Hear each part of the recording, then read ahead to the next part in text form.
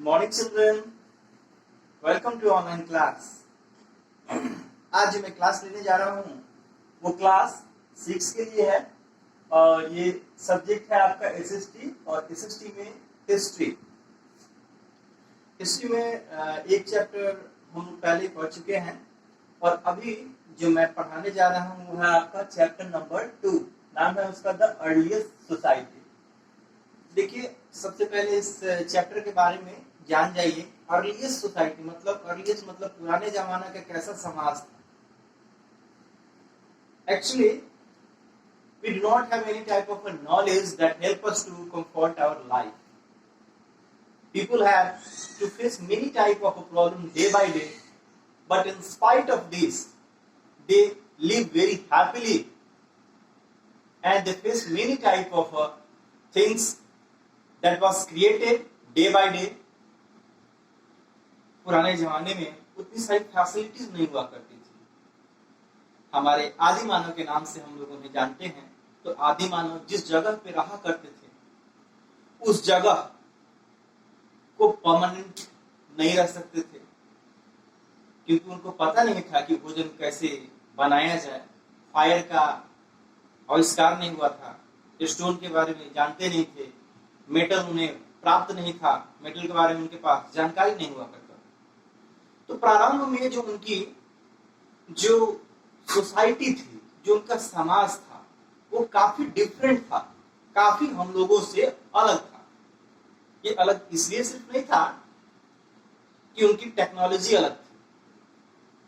कहने का मतलब टेक्नोलॉजी कहने से मतलब जो चीजें उनमें इस्तेमाल किया करते थे, क्योंकि उनमें इतनी नॉलेजेस नहीं हुआ करती थी, वो अपने नॉलेज को गेन नहीं कर पा रहे थे, क्योंकि वो उसके बारे में अनभिज्ञ थे। जैसे कि हम कहीं दूसरे जगह पे जाते हैं और दूसरे जगह पे जाते हैं, जैसे लंदन हम मान लीजिए चले जाते हैं, और लंदन का परिवेश, वहाँ का भाषा को नहीं समझ रहे हैं, वहाँ के खाना को नहीं से समझ पा रहे हैं, वहाँ के लोगों को सही ढंग से नहीं समझ पा रहे हैं, वहाँ का पहनावा ओढ़ावा को सही ढंग से नहीं समझ पा रहे हैं, तो हम लोग कैसे रहेंगे?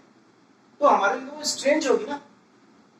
तो जैसे जैसे पुराने काल के लोगों को जैसी जैसी नई नई चीजें मिलती जा रही थी, ये चीजें जो क्या थी, स्ट्रेंज थी, नई नई चीजें थी उनकी। देन चलिए इसी सब को लेते हुए हम लोग इस अर्ली सोसाइटी में हम लोग जो पढ़ने जा रहे हैं वो स्टोन एज के बारे में पढ़ने जा रहे हैं। लेकिन सबसे पहले उसके जो पहला टॉपिक है उसको पहले हम क्लियर कर देना चाहेंगे। है हमारा पहला टॉपिक क्या है? Early humans. अर्ली ह्यूमंस मतलब पुराने जमाने के मानव। आखिरकार पुराने जमाने के मानव कैसे हुआ करते थे? हम लोग तो जैसे हुआ करते थे या कुछ डिफरेंट हुआ करते थे? तो मानव मतलब मनुष्य। अर्ली मतलब पुराने जमाने के। तब पुराने जमाने के जो मानव हुआ करते थे उनका लाइफ बड़ा ही सिंपल होता था।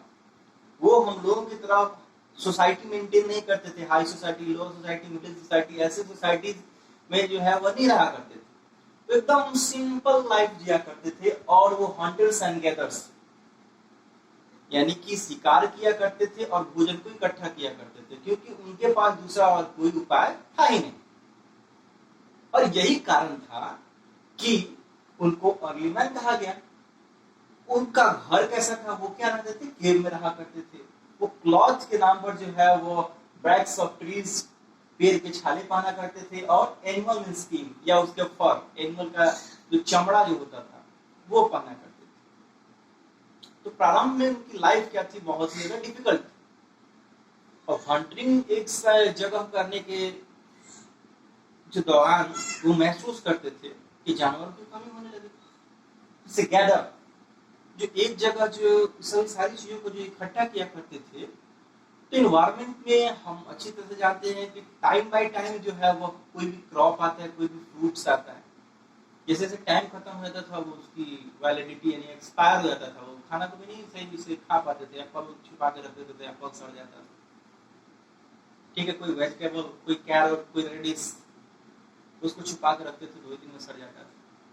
तो उनको इस बात का भी ज्ञान नहीं था कि हाँ ये विशेष प्रकार के मौसम में ही ये सभी सारी चीजें होती। तो चलिए आज हम जो पढ़ने जा रहे हैं स्टोन एज के बारे में, और स्टोन एज को रफली जो है वो 3 स्टेज के बारे में तीन फेजेस में, तीन भागों में डिवाइड किया गया। वो है एक पैलियोलिथिक एज, जिसको ओल्ड स्टोन एज के नाम से जाना जाता है, जो कि 3000 बीसी से लेकर 10,000 बीसी तक है। फिर है द मेसोलिथिक एज, जिसको मिडिल स्टोन एज भी कहा जाता है, उसका है 10,000 बीसी से लेकर 8,000 बीसी तक। और है नियोलिथिक एज, जो कि न्यू स्टोन एज के नाम से जाना जाता है। एक है कैलोलिथिक एज, कॉपर स्टोन, जिसको कॉपर स्टोन की एज के नाम से आता है। कैलोलिथिक एज इसलिए हुआ because time by time many types of things that people didn't have a knowledge about it, but early start to stone, then copper, then iron, इसी तरह के मेटल्स को जो है वो धीरे धीरे करके इम्प्रूवमेंट करते गए, वेपन्स में बहुत सारे ऐसे चीजों में उसका यूज करते गए, तो उनको कैलोलिथिक एज, तो कॉपर एज जो है उनको, या कॉपर स्टोन एज जो है वो कहा गया। अब है पैलियोलिथिक एज। देखिए पैलियोलिथिक एज के बारे में आज हम पढ़ेंगे और आप बुक में देख सकते हैं पैलियोलिथिक एज है। आखिरकार उसका मीनिंग क्या है? देखिए दो ग्रीक शब्दों से मिलकर बना हुआ है। एक क्या है हमारा, एक है पैलियो, जिसका मीनिंग होता है ओल्ड, और लिथिक का मतलब होता है स्टोन। मतलब नाम से ही विदित है कि पुराने जमाने में जो पत्थर है, ओल्ड स्टोन, इसको ओल्ड स्टोन, मैंने पहले ही बोला था कि पैलियोलिथिक को ओल्ड स्टोन भी माना जाता है, इसको ओल्ड स्टोन एज। यहाँ पे जानकारी हुई थी स्टोन्स की। इसको क्लियर करना चाहूंगा मैं पैलियोलिथिक एज को। देखिए palaeolithic age is a type of age when the people don't have knowledge about any type of metals that help us to their life in any types of a thing, just like cropping, hunting. तो Palaeolithic as में उन लोगों को इस type की जानकारी नहीं थी, कोई मेटल्स वगैरह उस टाइप के नहीं थे, तो स्टोन से ही बनी चीजों को जो है वो रखा करते थे, और इस स्टोन से आकर कोई वेपन बनाए। तो स्टोन में जो है वो इलास्टिसिटी नहीं होती थी, मतलब फ्लेक्सिबिलिटी नहीं होती थी, और वो फ्लेक्सिबिलिटी नहीं होने के कारण जो है वो ज्यादा टिक नहीं पाता था, और टिकने नहीं के कारण स्टोन जो है वो इस्तेमाल करने में बहुत ज्यादा दिक्कत होता था। Time by time people start their gathering, people जब एक जगह गैदरिंग करने लगे, स्टार्ट होने लगे, तो उन्होंने यह सोचा कि there is a need of a permanent settlement system. तो आखिरकार परमानेंट सेटलमेंट कैसे उनका होता है? तो परमानेंट सेटलमेंट स्टार्ट होने के लिए सबसे पहला जो जरूरी चीज है वो आपका होना चाहिए, क्या चीज? क्रॉपिंग, यानी कि एग्रीकल्चर। अगर एग्रीकल्चर की जो है जानकारी हो पाएगी तभी जो है वो परमानेंट हो पाएंगे, अदरवाइज नहीं हो पाएंगे। एक अच्छी तरह से जान रहे हैं कि किसी भी एग्रीकल्चर यानी क्रॉपिंग को पूरा होने के लिए कम से कम 3 से 4 मंथ चाहिए, है ना। मान ली कि पहले सीड्स को देखेंगे, पहले फील्ड्स को देखेंगे, फिर उसको जुताई करेंगे, फिर उसमें पानी पटाएंगे, इरिगेशन करेंगे, फिर फसलों की कटाई होगी, फिर फसलों का थ्रेसिंग होगा। तो इसमें एक बहुत ही बड़ा टाइम जो है वो इन्वेस्ट होता है, और इसी कारण यहाँ से परमानेंट सेटलमेंट जो है वो स्टार्ट होता है, और यहीं से परमानेंट सेटलमेंट से उनकी कम्युनिटी जो है वो बनना स्टार्ट हो गई। And that time they made their different types of a thing, just like weapons, pots. उनके पास खाने के लिए नहीं था, तो कुछ pots वगैरह जो है उसी का अपने बुद्धि का इस्तेमाल करके लोग किया करते थे। तो आगे जब देखेंगे तो है हमारे पास एक टूल्स एंड वेपन्स। तो टूल्स और वेपन्स उनके कैसे होते थे? पहले ही बताया कि टूल्स और वेपन्स जब हुआ करेंगे तो कॉपर के हुआ करेंगे, स्टोन्स के होने का, लेकिन पुराने जमाने में हमारे पास स्टोन्स नहीं, कॉपर नहीं हुआ करते थे। पहले हमारा स्टोन है, स्टोन के बाद में हमारा कॉपर आया। Copper was the first metal that discovered by the early human.